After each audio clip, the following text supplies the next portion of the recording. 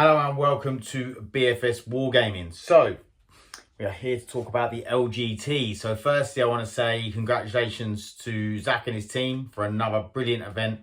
It was absolutely fantastic. Really enjoyed it. So one of the things I really enjoy about the LGT is just because obviously there's a lot of people there. So I get to see a lot of people from the community. We had loads of people come from 40K, which is my closest gaming club. So we had Ollie, who you see on the channel, Mike, Patrick Odell.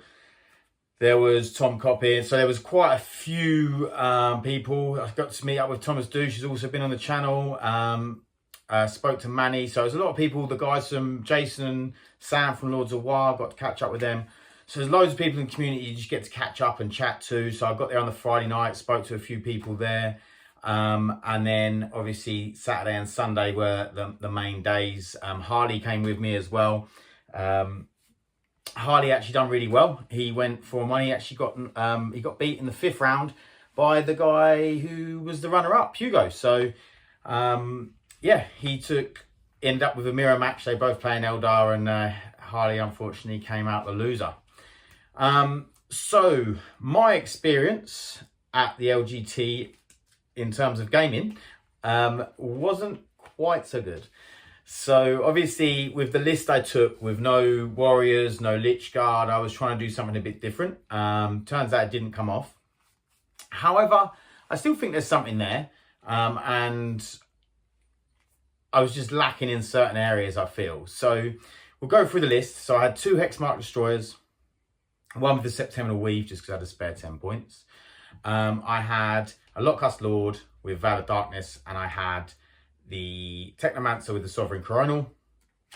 I had 3 Doomsday Arcs, 2 Triarch Stalkers, 3 units of 3 Wraith Knights.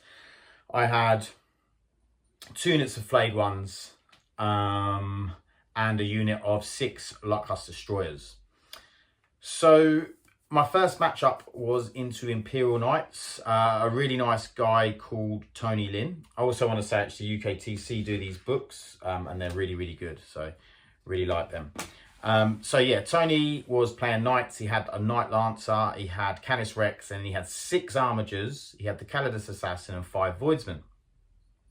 I knew going in this was going to be a struggle, because I feel like one of the weaknesses of my list is what I couldn't really deal with, like a lot of big knights, and maybe I didn't play it as well as I could have. I'm not sure. I think at the end of the day, he had a Knight Lancer and I couldn't kill it, and I didn't roll well. He rolled probably average, and I didn't kill it. And when you're playing a list like that, all of the stuff could sort of kill my stuff, all of these like Armigers and everything else.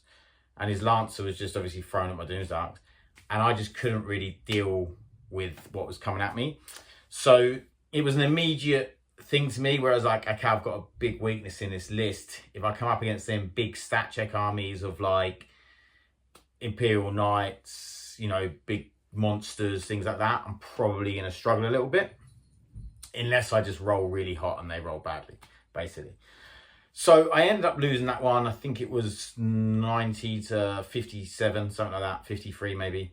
Tony was a really, really nice guy. He got to see my salty tears as I rolled really, really badly.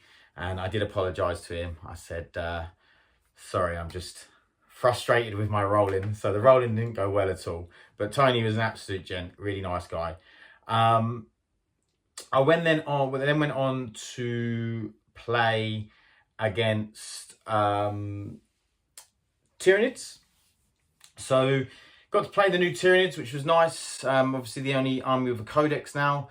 And they had like the Norn Emissary, they had an Exocrine, they had a Horospex, 2 Maleceptors, 2 Carnifexes, Old One Eye, Swarmlord, Barbergaunts, 2 units of Termagaunts. I think that was it. So quite a few sort of like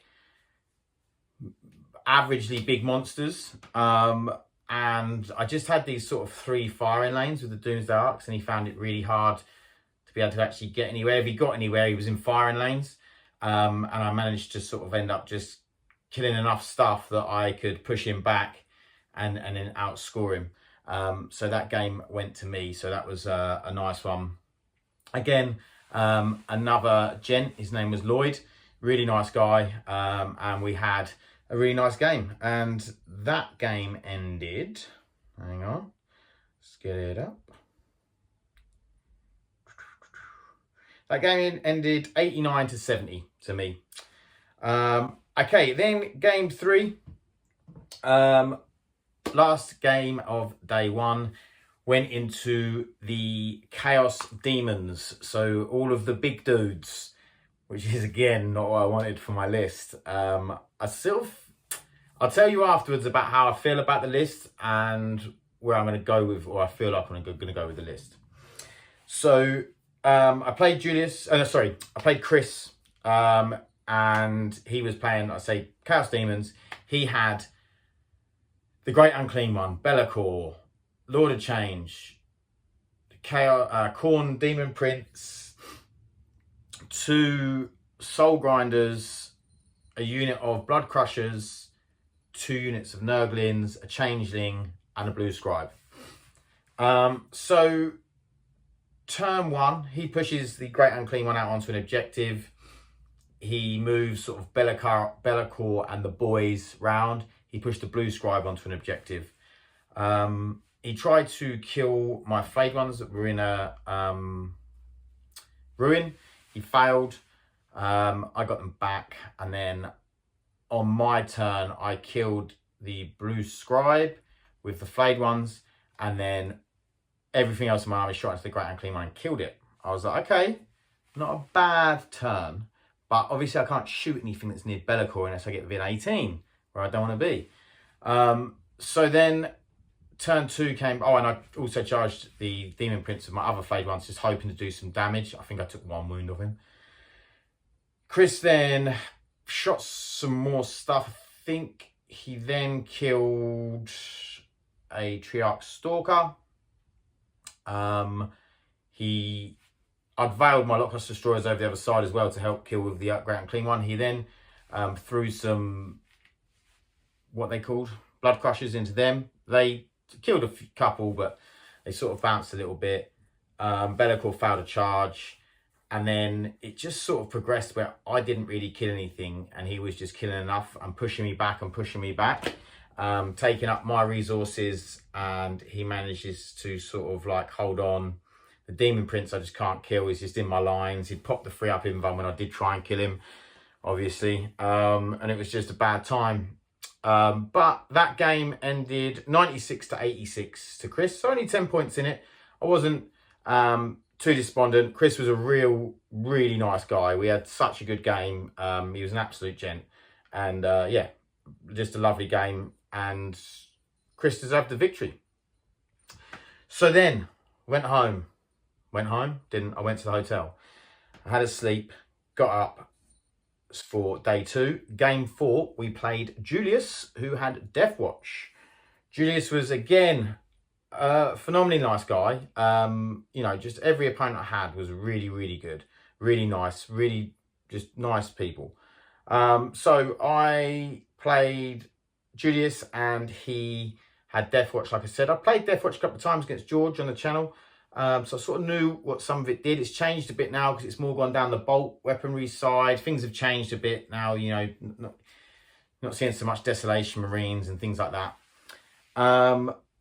But basically, I think it was a really even game between me and Julius. He had more units that could like, he had the strat to pick stuff up, like take stuff off the board. He had the Calidus Assassin to take stuff off the board. I should say what he had in his list. He had the Vet Squad with some Thunder Hammers. He had 2 units of 5 Terminators. He had 2 units of Inceptors, 1/6, 1/3. He had a unit of Hellblasters, 10 of them. He had a Rhino. He had Calidus Assassin. Pretty much everyone I played had a Calidus Assassin that was playing Imperium. He had some, a unit of 6 Aggressors with a Biologus and a Aggressor, like Grav Captain. So basically, like I say, I think it was a really even game. It was great fun to play. It ended up going 96-86. No, it wasn't. That was the last game. 93-84. So he beat me by 9 points. I think Julius, two things. I think he had more luck on the cards, but he also had a better army to play tactical missions, which is one thing I'm going to speak about at the end. He just had a better army to play tactical missions. So that was a real problem for me. And I feel like once I've dropped the Hexmark destroyers in, turn 4 and 5, I can't get anywhere. You know, unless I've got just something that happens to be there, I've got no ability to bring something off the board and bring it on. You could argue to take the Ophidian destroyers for that, but I feel like the Ophidian destroyers are just so weak that they just don't really do anything. Like, at least with his like Inceptors that are dropping in 3 inches, like they're doing stuff, you know, and like they've got some half decent weaponry, and they've got like, I don't know, they're just a slightly better all round unit. And for 100 points for the Ophidian destroyers, I just think they're a bit overcosted for what they're doing in terms of, they've got 4 up save. Like, yeah, I don't know. Let me know what you guys think about Ophidian destroyers. Maybe I'm just looking at the profile thinking it's crap, but maybe they're amazing. Okay, so that was Julius. So yeah, he won. Great game, great guy. And then we went into my last game, which was against Tom or Thomas. He was French, I believe, and he was playing Adeptus Custodes. So this was an unexpected game. I started to actually roll well in this game. He went first, and I had my 2 flayed ones out on the objectives. He got advance and charge on both his units because one of them gets it from the Blade Champion, one doesn't get it from, I think it's Ceaseless Hunter or something like that. So they both advanced and charged my flayed ones. They killed both units of flayed ones, but they left themselves, the way I positioned the flayed ones, they had to be visible. They couldn't consolidate back far enough. I then veiled my Lockhouse Destroyers. One of my Doomsdarks could see it, and the other 2 Doomsdarks could see the other one. Also, I had some other stuff that could see the unit over here, like some Wraiths and one of the Triarch Stalkers. So I flamed him first to make sure he couldn't get the benefit of cover. And then I proceeded to shoot everything into this unit that I could. And I managed to kill everyone but the captain, which I then proceeded to charge with Wraiths. Didn't kill him, but took him down to 2 wounds, I think.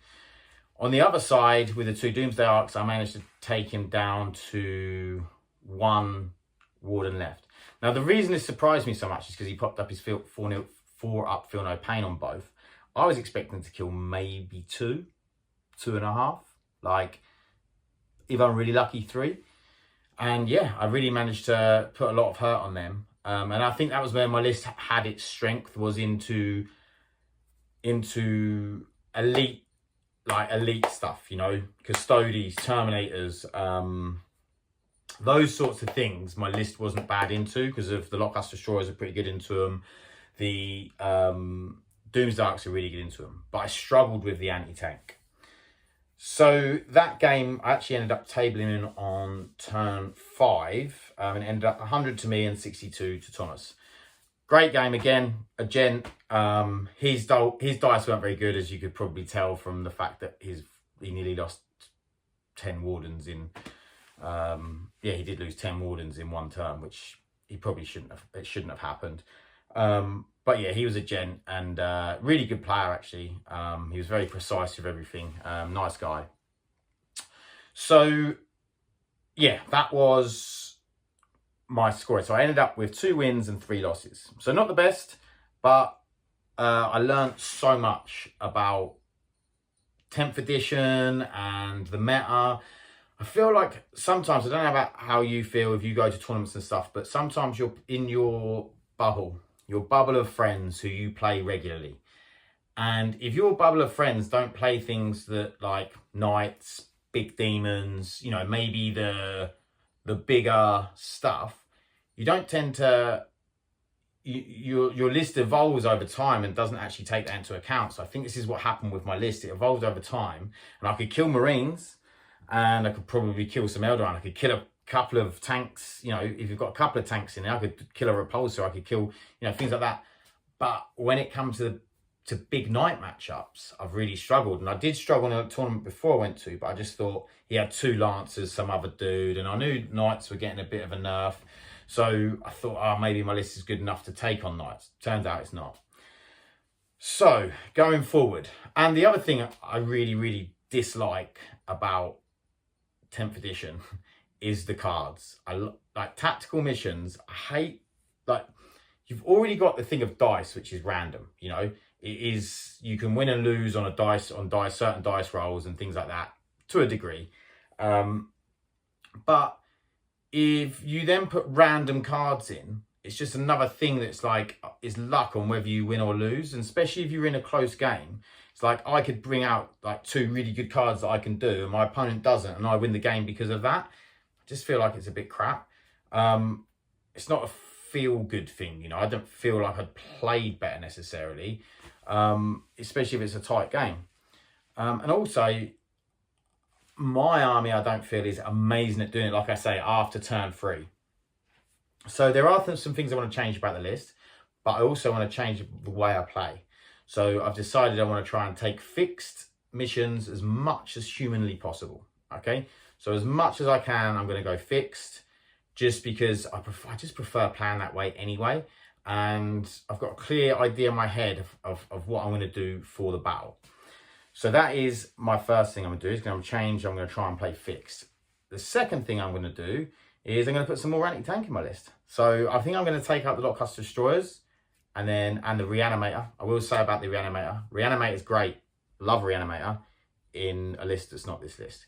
It probably came into effect in I reckon I used the Reanimator 4 times maybe in 5 games. Because this list isn't, you know, Warriors and Lich Guard where you're trying to reanimate them and have the unkillable blobs.